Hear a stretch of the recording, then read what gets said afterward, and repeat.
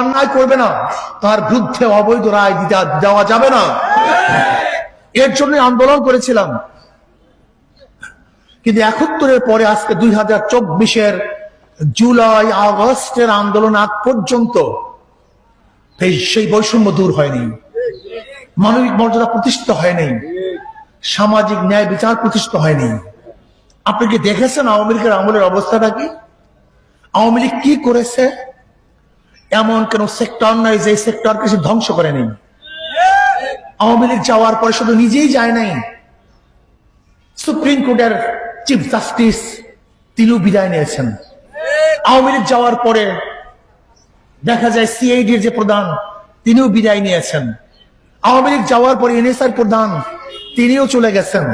DGFI প্রধান তিনিও নাই, তিনিও চলে গেছেন। এমনকি বাইতুল মুকাররমের ইমাম সাহেবও সেও থাকতে পারে নাই। তার মানিটা সব মশার বিরুদ্ধে সুরক্ষা দিতে এলো বসুন্ধরা এক্সট্রিম অ্যারোসল, মশার বিরুদ্ধে এক্সট্রিম সুরক্ষা। একজন মেম্বার, চেয়ারম্যান, এমপি, উপজেলা চেয়ারম্যান সহ যতগুলি মানুষ আছে আওয়ামী লীগের সংশ্লিষ্ট, কেউ নাই, এমন কোন সেক্টর নাই যে সেক্টরে দুর্নীতি ছিল, সেই সেক্টরকে ধ্বংস করে নেই। এমন কোন সেক্টর আপনি দেখাতে পারবেন না। যে বিচারকের দিকে তাকিয়ে থাকে আসামিগুলি, তার জীবন মরণ যার কাছে ন্যস্ত থাকে, সেই বিচারকের উপরেও যদি মানুষের আস্থা না থাকে তা মানুষ যাবে কোথায়?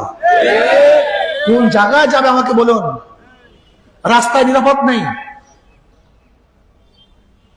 হাঁটা চলায় নিরাপদ নেই, খাদ্যের মধ্যে নিরাপত্তা নেই, এমনকি ঔষধের মধ্যে ভেজাল, ডাক্তাররাও ভেজাল হয়ে গেছে, উকিলরাও ভেজাল হয়ে গেছে, সাংবাদিকরাও ভেজাল হয়ে গেছে। সব জায়গায় ভেজাল আর ভেজাল, 2 নম্বর আর 2 নম্বর, 2 নম্বর আর 2 নম্বর। এই দেশ চলতে পারে না, এটা দেশ না। ভেবেছিলাম এই ফেসিবাদ যদি দূর হয়ে যায় তাহলে মানুষ শান্তি পাবে, মুক্তি পাবে। এই আশা নিয়ে বুলেটের সামনে, কামানের সামনে ঝাঁপিয়ে পড়েছিলাম, যা কিছু হোক না কেন ফেসিসকে রাখা যাবে না। ভেবেছিলাম এই ফেসিস দুনিয়ার থেকে উৎখাত হওয়ার পরই, বাংলাদেশ থেকে উৎখাত হওয়ার পরই আমরা শান্তি পাবো, মুক্তি পাবো। কিন্তু কি দেখলাম?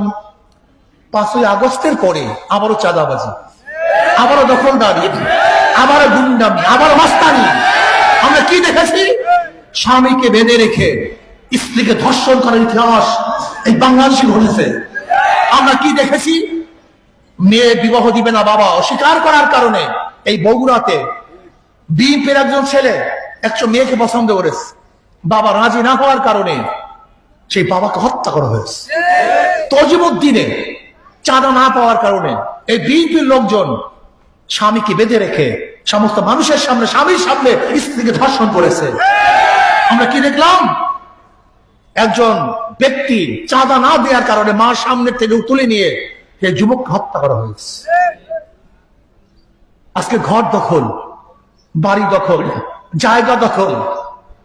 কেন? এই দখলদারি করার জন্য কি আমরা রাস্তায় ছিলাম? বুলেটের সামনে ছিলাম? আর দখলদারির কথা বললি, চাঁদাবাজের কথা বললি, তোমরা আমাদের বিরুদ্ধে কথা বলো, চরমনাই পীর সাহেবের বিরুদ্ধে কথা বলো। কি স্লোগান দাও? গাঁজা খায় মিথ্যা কয়, নেশা খায় মিথ্যা কয় পীর সাহেব চরমনাই। শোনো, নেশা খায় মিথ্যা কয় পীর সাহেব চরমনাই।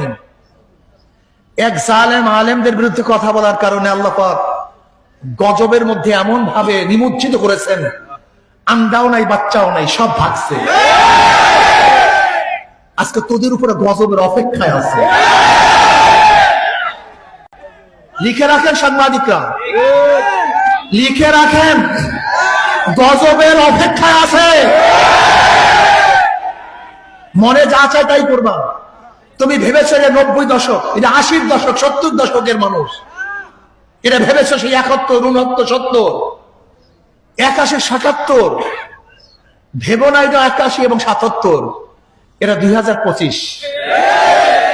আজকে যুবক সচেতন হয়েছে।